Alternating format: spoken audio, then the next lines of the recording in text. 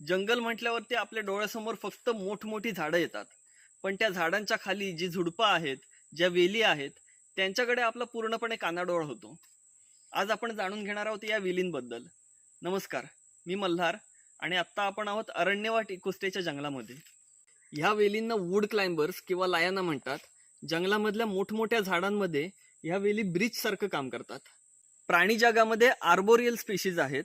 हे प्राणी आपल्या आयुष्याचा बहुतेक काळ झाडांवरतीच घालवतात. झाडांवरतून खाली उतरायला ते घाबरतात, कारण जमिनीवरती कोणताही शिकारी प्राणी अगदी सहजपणे त्यांची शिकार करू शकतो.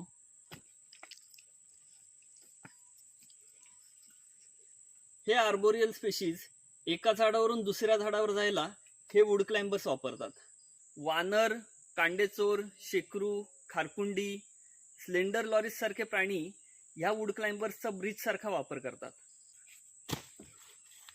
आता विचार करा की एका ओहळामुळे जंगलाचे 2 भाग पडलेत आणि त्यामुळे शेकरूंचे 2 वेगळे गट तयार झालेत.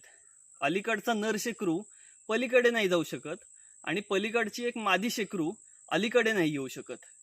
ह्यामुळे आपापसातच प्रजनन प्रक्रिया होण्याची भीती असते, ज्यामुळे जनुकीय वैविध्यता संपून पुढची पिढी कमजोर होण्याचा धोका असतो.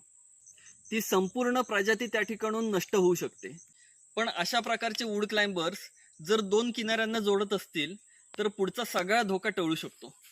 प्राणी या वूड क्लाइंबर्सचा आधार घेऊन एका किनाऱ्यावरून दुसऱ्या किनाऱ्यावर, एका झाडावरून दुसऱ्या झाडावरती खूप सहजपणे जाऊ शकतात.